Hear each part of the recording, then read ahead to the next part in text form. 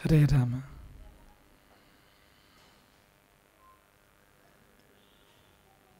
ಈಶ್ವರೋ ಗುರುರಾತ್ಮೇತಿ ಮೂರ್ತಿಭೇದ ವಿಭಾಗಿನಿ ವ್ಯೋಮವದ್ ವ್ಯಾಪ್ತ ದೇಹಾಯ ದಕ್ಷಿಣಾಮೂರ್ತಯೇ ನಮಃ. ಪಾಪೋಘಃ ಪರಿಧೂಯತಾಂ.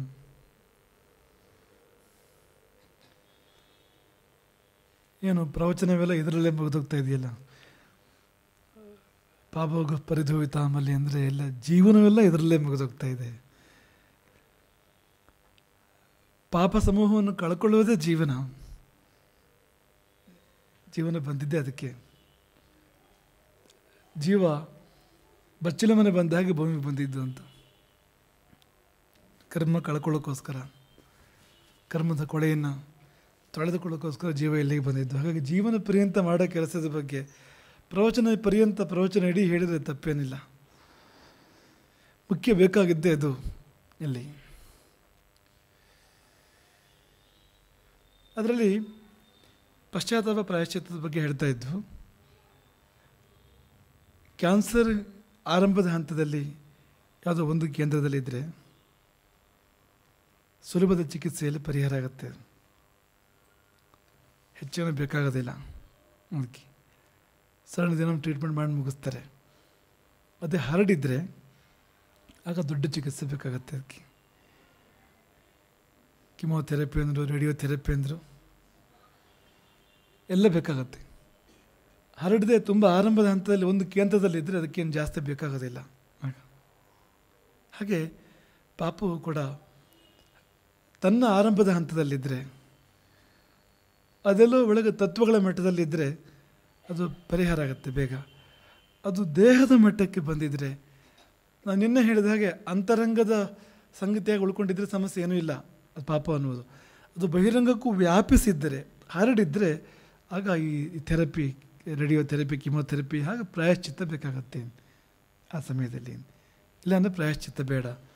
ಪಶ್ಚಾತ್ತಾಪದಲ್ಲಿ ಮುಗಿದು ಹೋಗುತ್ತೆ, ಅದು ದಹಿಸಿ ಹೋಗುತ್ತೆ. ಅದರಲ್ಲಿ ಯಾವುದೋ ಸಣ್ಣ ಸಣ್ಣ ಅಂದರೆ ನಮ್ಮ ನಿತ್ಯ ಜೀವನದಲ್ಲಿ ನಾವು ಸಂಧ್ಯಾ ವಂದನೆ ಮಾಡ್ತಾ ಇರ್ತೀವಿ, ಇನ್ನೊಂದು ಅದರಲ್ಲಿ ಮಾಡೋದೇ ಅದಕ್ಕೋಸ್ಕರವಾಗಿ. ಬೆಳಗ್ಗೆ ಸಂಜೆ ಮಾಡೋದು ಯಾಕೆ ಅಂದರೆ ಆಯಾ ಹೊತ್ತಿನ ಪಾಪ ಕಳ್ಕೊಳ್ಳೋಕ್ಕೆ ಅಂತಲೇ, ಅಲ್ಲೇ ಮುಗಿದು ಹೋಗಿರುತ್ತೆ. ಆದರೆ ವ್ಯಾಪಿಸುವಾಗ, ದೇಹ ಧಾತುಗಳಲ್ಲಿ ಪಾಪ ವ್ಯಾಪಿಸುವಾಗ ಆಗ ಹೆಚ್ಚಿನ ಮಟ್ಟದ ಪರಿಹಾರ ಬೇಕು. ಅದು ಪ್ರಾಯಶ್ಚಿತ್ತ. ಪ್ರಾಯಶ್ಚಿತ್ತಕ್ಕೆ ಅದು ಗೋವಿನ ಹಾಗೆ ಪ್ರಾಯಶ್ಚಿತ್ತ ಅಂದರೆ ಹೇಗೆ ಅಂದರೆ 4 ಪಾದ ಅದಕ್ಕೆ ಅಂತ. ಪ್ರಾಯಶ್ಚಿತ್ತಕ್ಕೆ 4 ಪಾದ ಯಾವುದು ಅಂದರೆ ಉಪಸ್ಥಾನಂ, ವ್ರತಾದೇಶ, ಚರ್ಯಾಶುದ್ಧಿ, ಪ್ರಕಾಶನಂ ಅಂತ 4 ಬಗೆಯಲ್ಲಿ ಅದು ಜಾರಿಯಾಗುತ್ತೆ. ಅದರ ಪ್ರಾಯಶ್ಚಿತ್ತ ಇದರಲ್ಲಿ ಸೇರಿಕೊಂಡಿದೆ ಅಂತ, ಇದರ ಮಧ್ಯೆ ಬರುತ್ತೆ ಅದು ಅಂತ. ಏನು ಹಾಗಂದ್ರೆ ಉಪಸ್ಥಾನಂ ಅಂದ್ರೇನು? ಶಬ್ದಾರ್ಥ ನೋಡಿದರೆ ಸ್ಥಾನಂ ಅಂದರೆ ನಿಂತ್ಕೊಳ್ಳೋದು ಅಂತ. ಉಪ ಅಂದರೆ ಸಮೀಪ ಅಂತ, ಸಮೀಪ ಹೋಗಿ ನಿಂತ್ಕೊಳ್ಳೋದು ಅಂತ. ಯಾರ ಸಮೀಪ ಹೋಗಿ ನಿಂತ್ಕೊಳ್ಳೋದು ಅಂದರೆ, ಯಾರ ಸಮೀಪ ಹೋಗಿ ನಿಂತ್ಕೊಂಡ್ರೆ ಪಾಪ ಎಲ್ಲ ಪರಿಹಾರ ಆಗುತ್ತೋ ಅಂಥವ್ರ ಸಮೀಪ ಹೋಗಿ ನಿಂತ್ಕೊಳ್ಳೋದು ಅಂತ. ಅಂಥವರ ಗಣ ಅಲ್ಲಿಗೆ ಹೋಗುವಂತ. ಅದಕ್ಕೆ ಪರಿಷತ್ ಅಂತ ಹೆಸರು. ಪರಿಷತ್ ಅಂತ. ಈಗ ಸತ್ ಅಂದರೆ ಭಗವಂತನೇ, ಪರಮಾತ್ಮನೇ ಸತ್ ಅಂದರೆ. ಪರಿ ಅಂದರೆ ಸುತ್ತ, ಆ ಭಗವಂತನ ಸುತ್ತಮುತ್ತ ಇರುವಂಥವರು ಅಂಥ ಜನಗಳು. ಭಗವಂತನನ್ನು ಸುತ್ತುವರೆದವರು, ಭಗವಂತನಿಂದ ಸುತ್ತುವರಿಯಲ್ಪಟ್ಟವರು, ಅದರ ಸುತ್ತಮುತ್ತ ಇರೋರು, ಅವರ ವ್ಯವಹಾರ ಚಟುವಟಿಕೆ ಎಲ್ಲ ಆ ಪರಿಸರದಲ್ಲಿದೆ. ಪರಿಷತ್ ಅಂತ. ಪರಿಷತ್ ಅಂದರೆ ಅದಕ್ಕೆ ಸುಮಾರೆಲ್ಲ ಹೇಳಿದ್ದಾರೆ. ಪರಿಷತ್ ಅಂದರೆ ಚತ್ವಾರೋ ವಾ ತ್ರಯೋ ವಾಪಿ ಎಂ ಬ್ರೂಯರು ವೇದ ಪಾರಗಾಹ ಸಧರ್ಮ ಇತಿ ವಿಜ್ಞೇಯೋ ನೈತರೈಸ್ತು ಸಹಸ್ರಶಃ. ಈಗ ಇಲ್ಲೇನಂದರೆ ಪರಿಷತ್ ಅಂದರೆ 4 ಜನರ ಮುಂದೆ ಹೋಗಿ ಹೇಳ್ಕೊಳ್ಬೇಕು ಅಂತ, ತಾನೇನು ಪಾಪ ಮಾಡಿದೆ ಅಂತ ಹೇಳ್ಕೊಳ್ಬೇಕು ಅಂತ. ಹೇಳ್ಕೊಳ್ಳೋಕ್ಕೆ ಉಪಸ್ಥಾನ, ಮೊದಲು ಅವ್ರ ಹತ್ರ ನಿಂತ್ಕೋ ಅಂತ, ಅವ್ರ ಮುಂದೆ ನಿಂತ್ಕೋ ಅಂತ. ಅವ್ರು ಹೇಳ್ತಾರೆ ಧರ್ಮ ಯಾವುದು, ಧರ್ಮ ಯಾವುದಲ್ಲ, ಅಧರ್ಮ ಯಾವುದು, ಅದಕ್ಕೇನು ಪರಿಹಾರ ಅಂತ ಹೇಳ್ತಾರೆ. ಅವರೆಷ್ಟು ಮಂದಿ ಅಂದರೆ ಚತ್ವಾರೋವ 4 ಇರ್ಬೋದು, ತ್ರಯೋವಾಪಿ 4 ಆದರೂ ಆಗ್ಬೋದು, 3 ಆಗ್ಬೋದು, 3 ಆದರೂ ಆಗ್ಬೋದು. ಆದರೆ ಅವರು ವೇದ ಪಾರಗರಾಗಿರಬೇಕು. ಅವ್ರು ಏನು ಹೇಳ್ತಾರೋ ಅದು ಧರ್ಮ. ಮತ್ತು ಸಾವಿರಾರು ಮಂದಿ ಬೇರೆಯವರೆಲ್ಲ ಸೇರ್ಕೊಂಡು ಹೇಳಿದ್ರು ಕೂಡ ಧರ್ಮ ಅಲ್ಲ ಅದು ಅಂತ. ವೇದ ಪಾರಗರಲ್ಲದವರು ಅವರಿಗೆ ಮೆಜಾರಿಟಿ ಇರ್ಬೋದು ಅಂತ. ಅದು ಮೆಜಾರಿಟಿ ಪ್ರಶ್ನೆ ಇದೆ ಇಲ್ಲಿ, ಅದು ನೇರವಾಗಿ ಅವ್ರು ಹೇಳ್ತಾ ಇವರು ಅಂತ. ಈಗ 1000 ಮೂರ್ಖರು ಮತ್ತು ಒಬ್ಬ ಜ್ಞಾನಿಯಲ್ಲಿ ಯಾರು ಶ್ರೇಷ್ಠ ಅಂದರೆ ಏನು ಹೇಳೋದು? ಮೆಜಾರಿಟಿ ಇದೆ ಅಲ್ಲಿ, 1000 ಮೂರ್ಖರು ಶ್ರೇಷ್ಠ ಅಂತ ಹೇಳೋಕ್ಕಾಗತ್ತಾ? ಈ ಮನುಷ್ಯರೊಳಗೆ ಮಾತ್ರ ಇಂಥ ವ್ಯವಸ್ಥೆ ಜಾರಿಯಲ್ಲಿ ಇರೋದು ಅಂತ. ಅಲ್ಲ, ಒಂದು 1000 ಕಲ್ಲು ಒಂದು ವಜ್ರ ತಗೊಂಡೋಗಿ ಮೆಜಾರಿಟಿ ಪ್ರಕಾರ ಇದಕ್ಕೆ ನೀವು ಇದನ್ನೇ ವಜ್ರ ಅಂತ ಪರಿಗಣಿಸ್ಬೇಕು ಅಂದರೆ ಯಾಕೆ ಪರಿಗಣಿಸ್ತಾರಾ? ಅಥವಾ ಇದಕ್ಕೆ ಆ ಬೆಲೆ ಕೊಡ್ತಾರಾ? 1000 ಕಲ್ಲು ಸೇರಿದರೂ ಕೂಡ ವಜ್ರಕ್ಕೂ ಇರೋ ಬೆಲೆ ಇಲ್ಲ ಅಂತ. ಏನೋ ವಜ್ರವೇ, ಕಲ್ಲು ಕಲ್ಲೇ. ಹಾಗೆಲ್ಲ ಮೆಜಾರಿಟಿಯನ್ನು ಅಂದರೆ ಅದು ಅಸಂಬದ್ಧ ಅದು ಅಂತ. ನಮಗಂತೂ ಈಗಿರುವ ವ್ಯವಸ್ಥೆ ಬಗ್ಗೆ ತುಂಬ ದೊಡ್ಡ ಪ್ರಶ್ನೆ ಇದೆ ನಮ್ಮ ಮನಸ್ಸಲ್ಲಿ. ಇದು ಹೇಗೆ ಅಂತ, ಹೇಗೆ ಸರಿಯಾಗತ್ತೆ ಅದು ಅಂತ ನಾವು ಯಾವಾಗಲೂ ನೆನಪಿಸ್ಕೊಳ್ತೇವೆ. ನೀನು 49 ಆದರೆ ತಪ್ಪು ಅಂತ, 51 ಆದರೆ ನೀನೇ ಸರಿ ಅಂತ. ಈಗಿರೋ ವ್ಯವಸ್ಥೆ ಅದು ಅಂತ. ಈ 100ರಲ್ಲಿ 100ಕ್ಕೆ 100 ಇರೋ ಅಂದರೆ ವಿಷಯ ಬೇರೆ ಇತ್ತು, ಆಗಿಲ್ಲ ಅಂತ. 99 90 ಯಾವುದೂ ಇಲ್ಲ ಅಂತ. 51 ಆದ ಕೂಡಲೇ ಮೆಜಾರಿಟಿ ಬರುತ್ತೆ ಅಂತ. ಈಗ 51 ಸರಿ 49 ತಪ್ಪು ಯಾಕೆ ಹೇಳಿ? ಅದು ಯಾವ ಆಧಾರದಲ್ಲಿ ಸರಿ, ಯಾವ ಆಧಾರದಲ್ಲಿ ತಪ್ಪು? 51 49 ಈಗ ಇಬ್ಬರೇ ಓಟಿಗೆ ನಿಂತ್ಕೊಂಡಿದ್ದಾರೆ, ಎಲೆಕ್ಷನ್ ನಿಂತ್ಕೊಂಡಿದ್ದಾರೆ ಇಬ್ಬರೇ, ಎಲ್ಲರೂ ಓಟ್ ಹಾಕಿದ್ದಾರೆ, 100 ಜನರು ಓಟ್ ಹಾಕಿದ್ದಾರೆ. ಒಬ್ಬನಿಗೆ 51 ಬಂತು, ಏನೋ 49 ಬಂತು. ಯಾಕೆ 51 ಬಂದವನು ರಾಜ್ಯ ಆಳಬೇಕು? ಈ 2 ಓಟಲ್ಲಿ ಏನಿದೆ?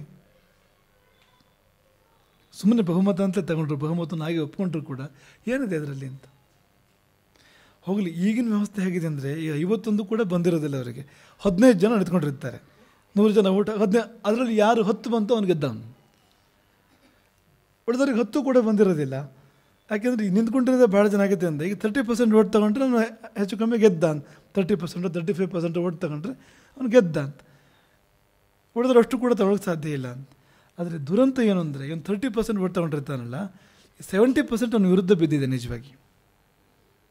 ಇವಳು 70% ಅಭಿಪ್ರಾಯ ಏನು, ಇವನು ಬೇಡ ಅಂತಾನೆ ಬೇರೆಯವ್ರಿಗೆ ಹಾಕಿದ್ದವರು, ಅವನೇ ಬರ್ತಾನೆ ಅಂತ. ಏನು ಮಾಡಿದಾಗಾಯ್ತು ಅಂತ, ಏನೋ ಒಂದು ಕಾಜಿ ನ್ಯಾಯ ಮಾಡಿ ಕೂರಿಸಿದಾಗಾಯ್ತು ಅಷ್ಟೇ ಹೊರತು ಆಶಯ ಎಲ್ಲಿ ಬಂತು ಅಂತ. ಬಹುಮಂದಿಯ ಸಮ್ಮತ ಇರೋ ವ್ಯಕ್ತಿ ಆಶಯ ಎಲ್ಲಿ ಜಾರಿ ಆಯ್ತು? ಅದು ಎಲ್ಲೂ ಜಾರಿ ಆಗಲಿಲ್ಲ ಅದಂತ. ಆ ವ್ಯವಸ್ಥೆ ಮೇಲೆ ದೊಡ್ಡ ಪ್ರಶ್ನಾರ್ಥಕ ಚಿಹ್ನೆ ಇದೆ. ಅದು ಹೇಗೆ ಬಹುಮಂದಿಯ ಅಭಿಪ್ರಾಯವಾಗಿ ಒಬ್ಬ ವ್ಯಕ್ತಿ ಬರ್ತಾನೋ ಅದರ ಮೂಲಕ ಅದು ಅರ್ಥವೇ ಆಗೋದಿಲ್ಲ. ಕೊನೆಗೆ ಆಳವನು ಯಾರು ಅಂದರೆ ಇವ್ರು ಆರಿಸೋನು. ಅದೆಲ್ಲ ಬೇರೆ ಬೇರೆ ತರಹದ್ದು. ಅಂತಿಮವಾಗಿ ಇವ್ರು ಯಾರಿಗೂ ಬೇಡದ್ರೆ ಅಲ್ಲಿ ಬಂದು ಕೂತ್ಬಿಟ್ಟಿರ್ತಾನೆ ಮೇಲ್ಗಡೆ ಬಂದು ಅಂತ. ಅವನನ್ನು ತಪ್ಸೋಕ್ಕೆ ಇವ್ರ ಕೈಲಿ ಆಗೋದೇ ಇಲ್ಲ ಸಾಮಾನ್ಯ ಮನುಷ್ಯರಿಗೆ ಅಂತ. ಇದು ಬಹುಮತವನ್ನೇ ಹಾಗಾಗಿ ಸುಮ್ಮನೆ ಸಂಖ್ಯೆಯನ್ನು ಒಪ್ಕೊಂಡ್ರು ಕೂಡ ಅದು ಸಂಖ್ಯೆ ಮೇಲೆ ಅಲ್ಲಪ್ಪ ನಿರ್ಣಯ ಮಾಡಬೇಕಾಗಿರೋದು. ಅದು ಅದು ಅದು ಕ್ವಾಂಟಿಟಿ ಅಲ್ಲ, ಅದು ಕ್ವಾಲಿಟಿ. ಅದು ಕ್ವಾಲಿಟಿ ಮೇಲೆ ನಿರ್ಣಯ ಆಗಬೇಕಾಗಿರೋದು. ತಿಳಿದವನು ಒಬ್ಬನೇ ಹೇಳಿದ್ರು ಕೂಡ ಅದು ಸರಿ ಇದು ಅಂತ. ಮೂರ್ಖರು 100 ಹೇಳಿದ್ರೆ ಏನು ಅಂತ ಅದನ್ನು ಈ ಶ್ಲೋಕ ಹೇಳ್ತಿರೋದು. ಸಧರ್ಮ ಇತಿ ವಿಜ್ಞೇಯ ನೈತರಯಿಸ್ತು ಸಹಸ್ರಶಃ. 1000 ಮಂದಿ ವೇದಪಾರಗರಲ್ಲದವರು ಸೇರಿ ಹೇಳಿದ್ರು ಕೂಡ ಅದನ್ನು ಧರ್ಮ ಅಂತ ನಾವು ಒಪ್ಪಕ್ಕೆ ಸಾಧ್ಯ ಇಲ್ಲ. ಆದರೆ ವೇದ ತಿಳಿದವನು, ಅದು ವೇದ ಪಾರಗನಾದವನು, ಪಾರ ಅಂದರೆ ದಡ ಅಂತ, ವೇದದ ದಡವನ್ನು ತಲುಪಿದವನು ಅಂತ. ಆ ಶಬ್ದಕ್ಕೆ ಎಷ್ಟು ಗಂಭೀರ ಅರ್ಥ ಇದೆ ನೋಡಿ. ವೇದಸಾಗರದ ಆಶದಡವನ್ನು ಕಂಡವನು ಅಂತ. ಅಂಥವನು 3-4 ಜನ ಇದು ಪರಿಷತ್ ಅಂತ ಹೆಸರು. ಅವ್ರು ಏನು ಹೇಳ್ತಾರೋ ಅದು ಧರ್ಮ ಅಂತ. ಅವ್ರು ಧರ್ಮವನ್ನು ಹೇಳ್ತಾರೆ ಅಂತ ಹೇಳಬಲ್ಲರು. ಹಾಗಾಗಿ ನೀವು ಮೆಜಾರಿಟಿ ನೋಡೋಕ್ಕೆ ಹೋಗಬೇಡಿ, ಗುಂಪು ಕೂಡಿಸಿ ತೀರ್ಮಾನ ಮಾಡಬೇಡಿ. ತೀರ್ಮಾನ ಕೊಡೋಕ್ಕೆ ಶಕ್ತಿ ಇರೋ 3 ಜನ 4 ಜನ ತೀರ್ಮಾನ ಕೊಡ್ತಾರೆ. ಪಾಪ ನಡೆದಿದೆಯೇ, ಪಾಪ ನಡೆದಿಲ್ವೇ, ಯಾವ ಮಟ್ಟದ ಪಾಪ ನಡೆದಿದೆ, ಏನು ಮಾಡಿದರೆ ಪರಿಹಾರ ಅದಕ್ಕೆ. ನಾವು ಕೇಳೋದು ನಿಮ್ಮನ್ನು, ಈಗ ನಮಗೆ ಕಾಯಿಲೆ ಬರುತ್ತಲ್ಲ, ಆಗ ಮೆಜಾರಿಟಿ ಮೇಲೆ ತೀರ್ಮಾನ ಮಾಡ್ತೇವೆ ನಾವು ಔಷಧ ಯಾವ್ದು ಕೊಡಬೇಕು ಅಂತಂದರೆ. ಈಗ ವೈದ್ಯರ ಮೆಜಾರಿಟಿ ಬೇರೆ, ಅದೆಲ್ಲ ಹೇಳ್ತಾ ಇದ್ದು ನಾವು. ಒಟ್ಟು ಮೆಜಾರಿಟಿ ಮೇಲೆ ತೀರ್ಮಾನ ಮಾಡೋಕ್ಕಾಗತ್ತೆ ಎಲ್ಲರೂ? ಇಲ್ಲ ತಾನೆ ಅಂತ. ಅವನಿಗೆ ಅದರಲ್ಲಿ ಪರಿಣತಿ ಇಲ್ವಲ್ಲ ಅಂತ. ಈಗ ಮನೆಯವರಲ್ಲಿ 15 ಜನ ಇದ್ದಾರೆ, 14 ಜನ ಯಾವುದನ್ನು ಅಂದರೆ ಈಗ ಯಾವ ಔಷಧ ಬೇಕು ಅಂತ ಹೇಳ್ತಾರೆ, ಆ ಔಷಧ ಅದಲ್ವಲ್ಲ, ಡಾಕ್ಟ್ರು ಹೇಳಬೇಕಲ್ಲ ಅಂತ, ಗೊತ್ತಿರಬೇಕಲ್ಲ ಅಂತ, ಅದನ್ನು ಅವ್ರು ಹೇಳ್ತಿರೋದಷ್ಟೇ. 3-4 ಡಾಕ್ಟ್ರು ಏನು ಹೇಳ್ತಾರೋ ನೋಡಿ, ಆ ಪ್ರಕಾರ ಮಾಡಿ. ಅದು ಡಾಕ್ಟ್ರ್ ಅಲ್ಲದೆ ಇರೋ 1000 ಜನ ಹೇಳಿದ್ರು ಕೂಡ ಅದಕ್ಕೆ ಬೆಲೆ ಇಲ್ಲ ಅಂದ್ರೆ ಅವರು ಅಷ್ಟೇ, ಬೇರೆ ಏನಿಲ್ಲ. ಹಾಗಾಗಿ ವೇದ ಪಾರಗುರು, ವೇದಗಳು ಸಮಗ್ರವಾಗಿ ಅವಲೋಕನ ಮಾಡಿವೆ ಧರ್ಮಾಧರ್ಮಗಳನ್ನು, ಪಾಪ ಪುಣ್ಯಗಳನ್ನು.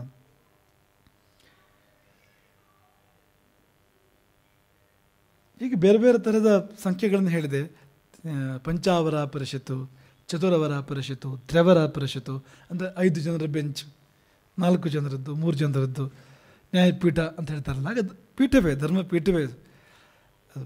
ಆ ಧರ್ಮಪೀಠ ನಿರ್ಣಯ ಮಾಡುತ್ತೆ ಪಾಪವೋ ಪುಣ್ಯವೋ. ಈ ಕೋರ್ಟ್ ಗಿಟ್ಟಲ್ಲಿ ಇದರ ಮೂಲ ಕಲ್ಪನೆ ಇದು, ತುಂಬ ಮೂಲದ ಅತಿ ಸಹಜವಾದ ಕಲ್ಪನೆ ಇದು ಅಂತ. ಇದು ಹೇಗೆ ಬಂತು ಅಂದರೆ, ಅವನೇ ಅದರ ಆದರ್ಶ ಹೇಗೆ ಅಂದರೆ, ತಪ್ಪು ಮಾಡಿದವನು ಇನ್ನೊಬ್ಬನು ಯಾರು ಹೋಗೋದಲ್ಲ ಅವನ ಮೇಲೆ, ಈ ತಪ್ಪು ಮಾಡಿದವನೇ ಇವರ ಬಳಿ ಹೋಗ್ತಾನೆ.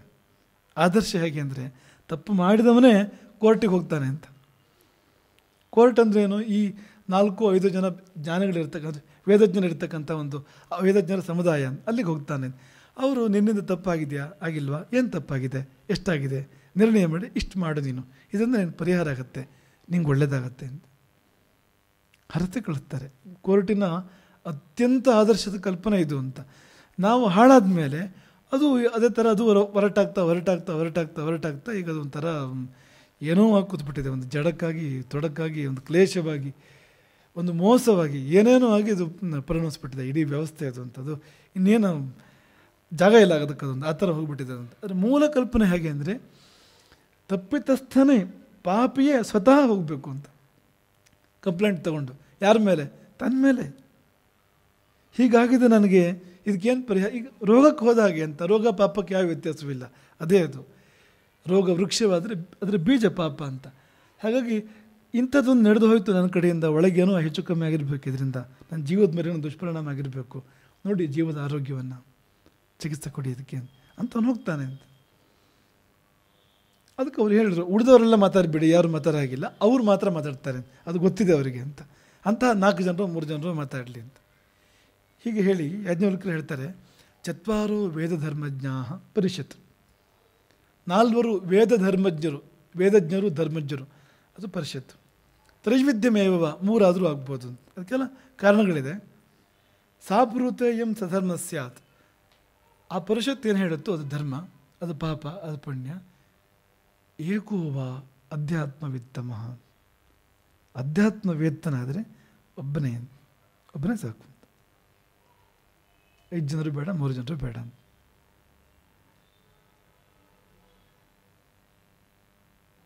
ಜ್ಞಾನಿ ಆದರೆ, ನಿಜವಾದ ಜ್ಞಾನಿ ಆದರೆ ಅಧ್ಯಾತ್ಮವಿತ್ತಮ,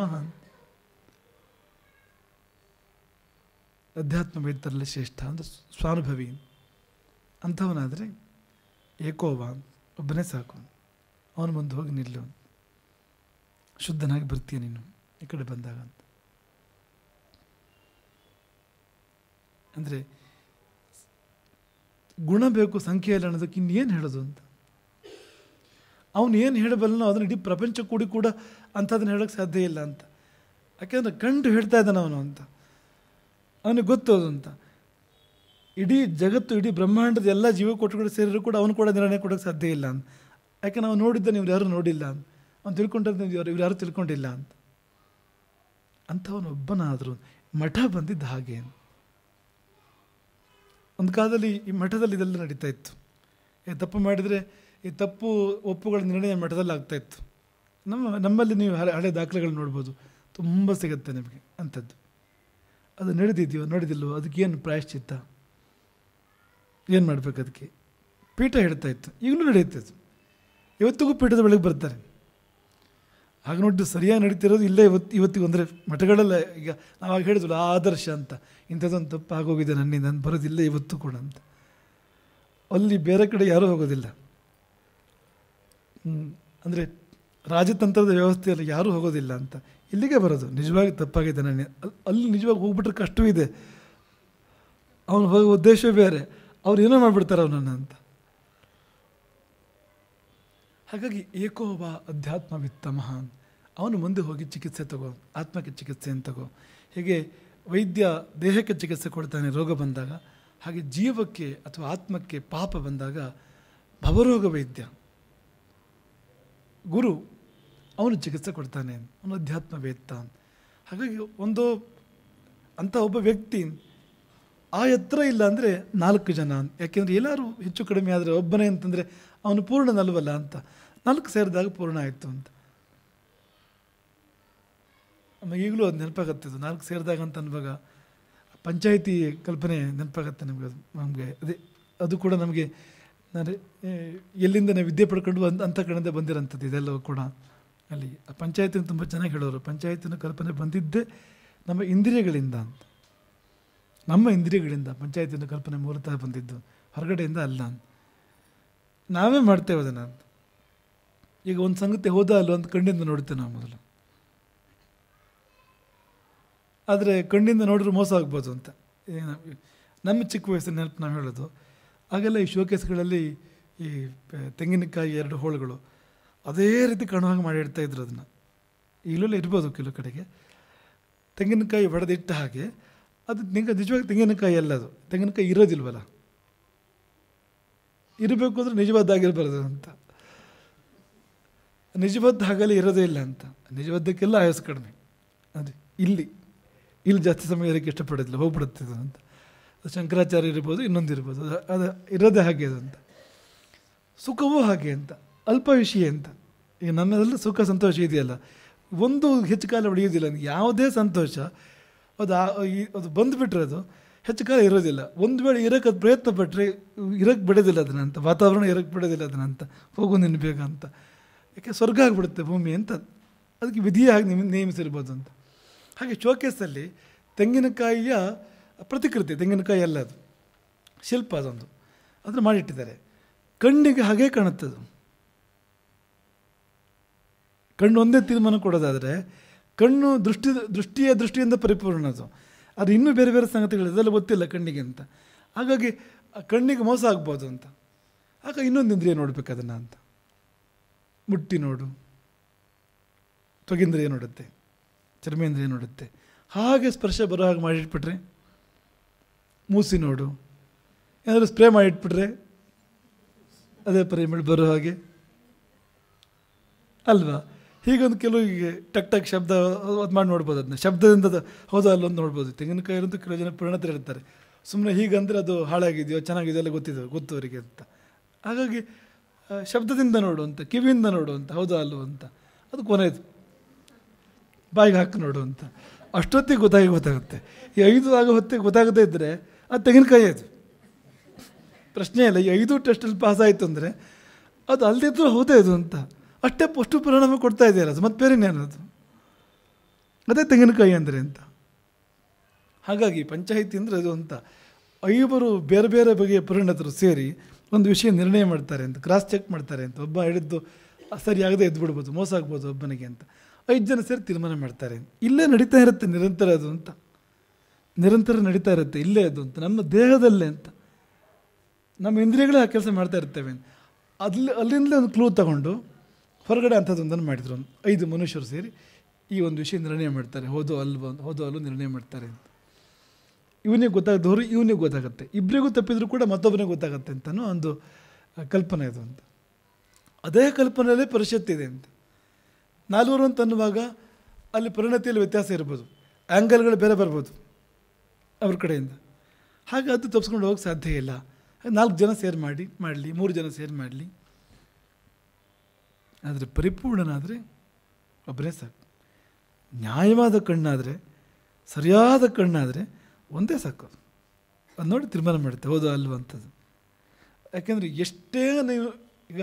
ಎಷ್ಟೇ ನೀವು ಡೂಪ್ಲಿಕೇಟ್ ಮಾಡಿದರೂ ಅದು ಡೂಪ್ಲಿಕೇಟೇ ಅದು, ನಕಲಿ ಅದು ಅಸಲಿ ಆಗೋಕ್ಕೆ ಸಾಧ್ಯ ಇಲ್ಲ ಅದು. ಹಾಗಾಗಿ ನೋಟದಲ್ಲಿ ವ್ಯತ್ಯಾಸ ಬರಲೇಬೇಕು. 100ಕ್ಕೆ 100 ಆ ರೀತಿ ಆಗೋಕ್ಕೆ ಸಾಧ್ಯವೇ ಇಲ್ಲ ಅಂತ, ವ್ಯತ್ಯಾಸ ಬಂದೇ ಬರುತ್ತೆ.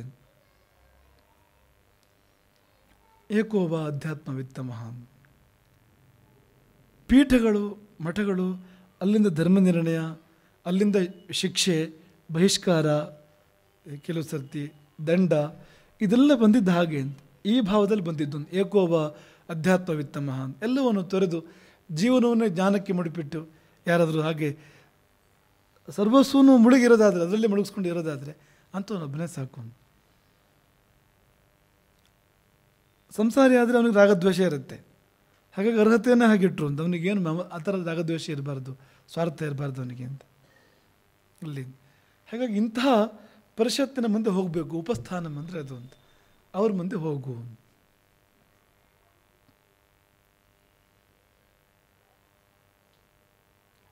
ಉಪಸ್ಥಾನಂ ವ್ರತಾದೇಶ. ಎರಡನೇ ಹೆಜ್ಜೆ ಏನು ಅಂದರೆ ಅವರು ವ್ರತವನ್ನು ಆದೇಶ ಮಾಡ್ತಾರೆ ಅಂತ. ಎರಡನೇ ಹೆಜ್ಜೆ ಅದು.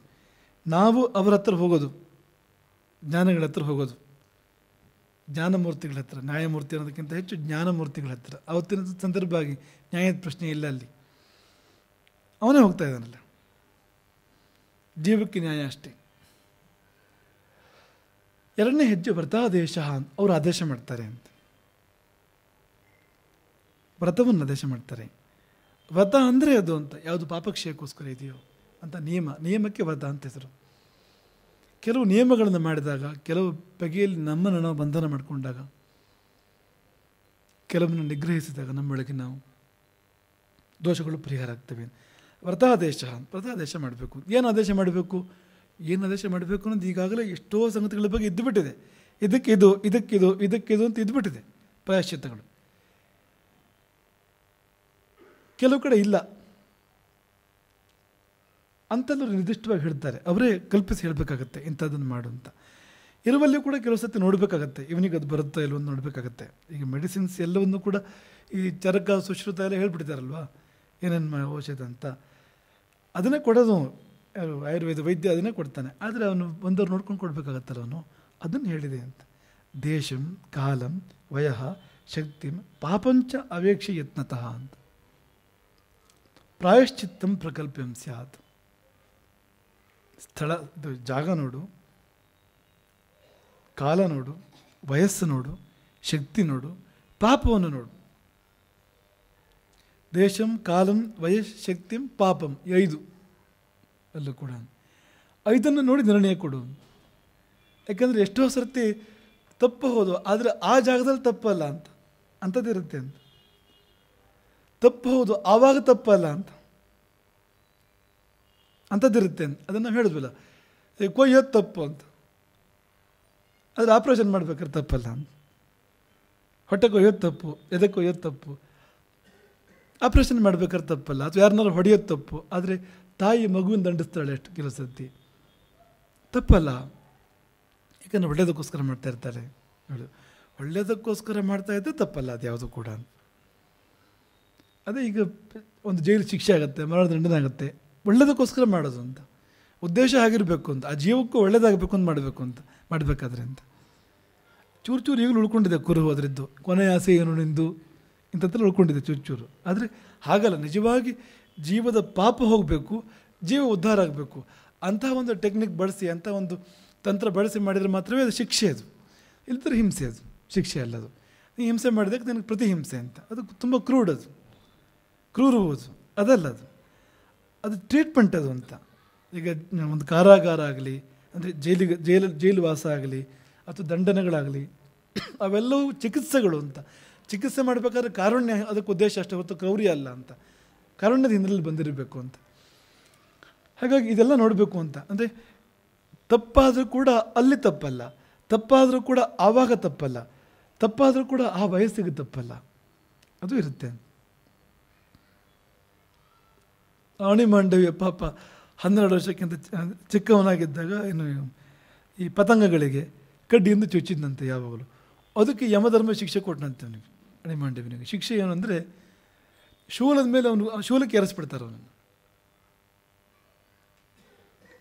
ವಿಚಿತ್ರ ಇದೆ ಆ ಕಥೆ. ಅದು ಕಳ್ಳರು ರಾಜಭಂಡಾರದಿಂದ ಕದ್ಕೊಂಡು ಹೋಗ್ತಾರೆ ಸಂಪತ್ತನ್ನು, ಅಡ್ಸ್ಕೊಂಡ್ಬರ್ತಾರೆ ಹಿಂದಿಂದ ರಾಜಭಟ್ರು.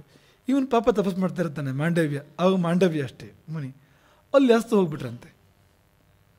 ಮೋಹನದಲ್ಲಿ ಬೇರೆ ಇದ್ದವನು, ಮಾತಿಲ್ಲ. ಬಂದರು, ನೋಡಿದ್ರು ಅಲ್ಲಿದೆ ಗಂಟು. ಕಳ್ಳ ನೀನು, ಕದ್ದಿದ್ದಲ್ಲಿ ನೀನು ಜಪ ಮಾಡ್ತಾ ಕೂತಿದ್ದೀರಿ ನೀನು, ಇದಕ್ಕೂ ಅಪಚಾರ ಅಂತ. ಪಾಪ ಅವನಿಗೆ ಅವನೇನು ಒಂದೇನು ಪಾತ್ರವೇ ಇಲ್ಲ ಅದರಲ್ಲಿ. ಮೌನ ವ್ರತ ಬೇರೆ, ಅವನು ಮೌನ ಆದರೂ ಮೌನ ಮುರಿಲಿಲ್ಲ ಅವನು. ಮಾಂಡವ್ಯ ಬಂಧನ ಮಾಡಿದ್ರು, ತಂದರು ಅರಮನೆಗೆ ತಂದರು. ರಾಜ ಏನೇನಾಯಿತು ಕೇಳಿದ್ರೆ ಹೀಗೆ ಅಂತ, ಅಲ್ಲೇ ಗಂಟು ಸಿಕ್ಕಿದೆಯಲ್ಲ, ಹಾಗೆ ರಾವಣ ಅಂತ ದಂಡನೆ ಆಯಿತು. ಏನು ದಂಡನೆ? ಶೂಲಕ್ಕೆ ಏರಿಸಿ ಅಂತ ಶಿಕ್ಷೆ. ಅದು ಅಂದರೆ ಹರಿತವಾದ ಚೂಪಾದ ಶೂಲವನ್ನು ಹುಗಿದಿಟ್ಟು ಅದರ ಮೇಲೆ ಕೂರಿಸೋದು ಬಲವಾಗಿ ಅಂತ, ಅಂದರೆ ಒಳಗಿಂದ ಶೂಲ ದೇಹ ಪ್ರವೇಶ ಮಾಡಿ ಒಳಗಡೆ ಹೋಗುತ್ತೆ ಅಂತ. ಹಾಗೆ ಸಾಯಬೇಕು ಅವನಂತ, ರಕ್ತ ಸೋರಿ ಮಾಡಿ ಆ ಭಾಗಗಳೆಲ್ಲ ಅಂದರೆ ಶಿಥಿಲವಾಗಿ ಸಾಯಬೇಕು ಅವನು ಅಂತ. ಶೂಲಕ್ಕೆ ಏರಿಸೋದು ಅನ್ನೋ ತುಂಬ ಕಠೋರವಾದ ಶಿಕ್ಷೆ ಅದು ಅಂತ. ಶೂಲಕ್ಕೆ ಏರಿಸಿಬಿಟ್ರು ಅವನನ್ನು. ಅಲ್ಲಿವರೆಗೆ ಅವ್ರ ಕೈಲಿತ್ತು, ಆದರೆ ಅವನು ಸಾಯೋದು ಇವ್ರ ಕೈಲಿಲ್ಲ. ಅವನು ಸಾಯಲೇ ಇಲ್ಲ. 1 ದಿನ ಆಯಿತು, 2 ದಿನ ಆಯಿತು, 3 ದಿನ ಆಯಿತು, ಹೆದರಿಕೆ ಶುರುವಾಯಿತು ಅಂತ. ಇದರಲ್ಲಿ ಕೊನೆಗೆ ಆಗೋದು ಹಾಗೆ, ಅದು ಅಂತಿಮವಾಗಿ ಆಗೋದು ಹಾಗೆ. ಹೆದರಿಕೆ ಶುರುವಾಯಿತು, ರಾಜನಿಗೆ ಹೆದರಿಕೆ ಶುರುವಾಯಿತು. ಇದು ಏನಾದ್ರು ನನಗೆ ಗ್ರಾಚಾರಕ್ಕೆ ಬಂದರೆ ಇದು ಅಂತ, ದೊಡ್ಡ ಪಾಪವೋ ಏನೋ ಇದು, ಯಾರೋ ಸ್ವಲ್ಪ ಅಸ್ಸಾಮಿ ಅಲ್ಲ ಆ ಸ್ವಾಮಿ ಅಂತ ಹಾಗೆ ಅನ್ಸೋಕೆ ಶುರುವಾಯಿತು ಆವಾಗ ಅಂತ, ಆ ಸಮಯದಲ್ಲಿ ಅಂತ. ಯಾಕೆಂದ್ರೆ ಅಷ್ಟು ನಿಯಂತ್ರಣ ಇದೆ ನೋಡಿ ಅಂತ, ಇಟ್ಕೊಂಡಿದ್ದಾನೆ ಜೀವವನ್ನು ಅಂತ. ಆದರೂ ಅಂತ ಮಾತಾಡಿಲ್ಲ ಅಂತ, ಶೂಲ ಏರಿಸಿರೋ ಅಂತ. ಬಂದು ತಪ್ಪಾಯಿತು, ಯಾರು ನೀವು ಅಂತ. ಇನ್ಯಾರದ್ಲೂ ಗೊತ್ತಾಯಿತು, ಆಗಲೂ ಮಾತಾಡಲಿಲ್ಲ ಅಂತ. ಅವನಿಗೆ ಗೊತ್ತು ಎಲ್ಲಿ ಮಾತಾಡಬೇಕು ಅಂತ, ಅಲ್ಲಿ ಮಾತ್ರ ಮಾತಾಡೋದು ಅಂತ, ಮತ್ತೆಲ್ಲ ಮಾತಾಡೋದಿಲ್ಲ ಅಂತ. ಕೊನೆಗೆ ಆ ಶೂಲವನ್ನು ತೆಗಿಯೋಕ್ಕೆ ಪ್ರಯತ್ನ ಪಟ್ರಂತೆ. ಅದು ತೆಗಿಯೋಕ್ಕೆ ಬರಲಿಲ್ಲ. ಏನು ಮಾಡಿದ್ರು ತೆಗಿಯೋಕ್ಕೆ ಬರಲಿಲ್ಲ. ಯಾಕೆಂದರೆ ಅವನು ಹಾಗೆ ಅಂದರೆ ಅವ್ನು ಕೇಳೋನಲ್ಲ ಅಣಿ ಮಾಂಡವ್ಯ, ಕೊಟ್ಟರೆ ಬಿಡೋನೋ ಅಲ್ಲ ಅದನ್ನು ಅಂತ, ಏನು ಅಂತ. ಶೂಲ ಕೊಡು ಅಂತ ಕೇಳಲಿಲ್ಲ, ಕೊಟ್ಟಿದ್ದನ್ನು ಬಿಡಲೂ ಇಲ್ಲ ಅವನು ಅಂತ. ಹಾಗಾಗಿ ಶೂಲ ತೆಗಿಯೋಕ್ಕೆ ಬರಲಿಲ್ಲ ಅಂತ ಏನು ಮಾಡಿದರು.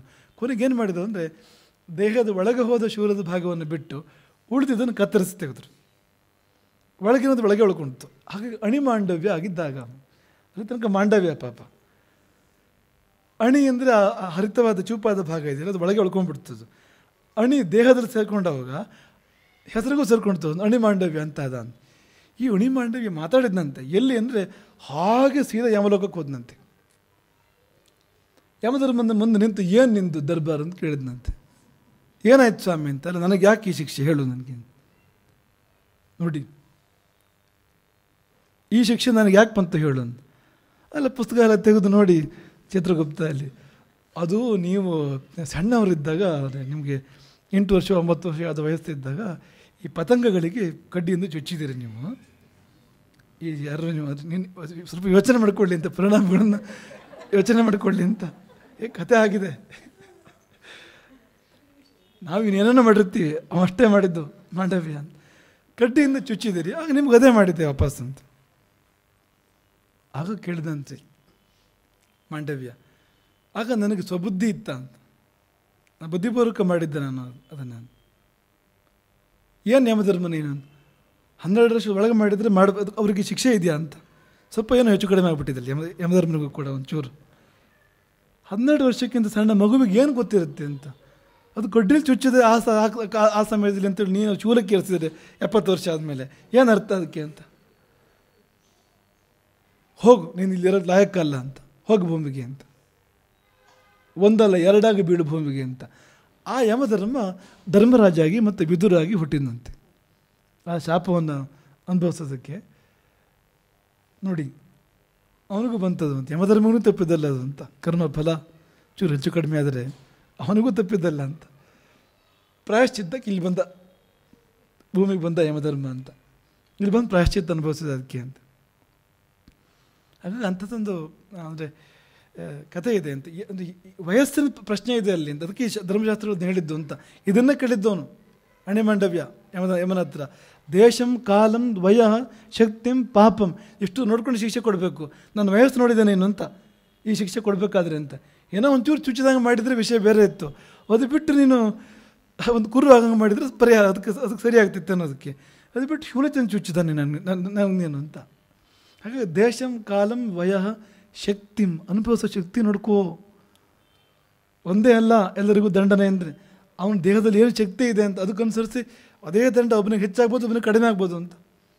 ಅದೇ ದಂಡವೇ ಒಬ್ಬನಿಗೆ ಹೆಚ್ಚಾಗ್ಬೋದು, ಒಬ್ಬನಿಗೆ ಕಡಿಮೆ ಆಗ್ಬೋದು ಅಂತ. ಅದು ಪರಿಣಾಮ ಅಂತ. ಹಾಗೆ ಶಕ್ತಿ ನೋಡ್ಕೋ ಅಂತ. ಲಿಂಗವನ್ನು ನೋಡಬೇಕಾಗತ್ತೆ ಅಲ್ಲಿ ಅಂತ. ಅದೇ ಪಾಪವನ್ನು ಅದೇ ತಪ್ಪನ್ನು ಹೆಣ್ಮಕ್ಳು ಮಾಡಿದರೆ ಶಿಕ್ಷೆ ಕಡಿಮೆ ಅದಕ್ಕೆ. ನೇರ ಹೇಳಿದ ಸ್ಮೃತಿಗಳಲ್ಲಿ ಅದನ್ನ ಅಂತ. ಅದೇ ತಪ್ಪನ್ನು ಹೆಣ್ಮಕ್ಳು ಮಾಡಿದಾಗ ಅದೇ ಶಿಕ್ಷೆ ವಿಧಿಸಬೇಡ.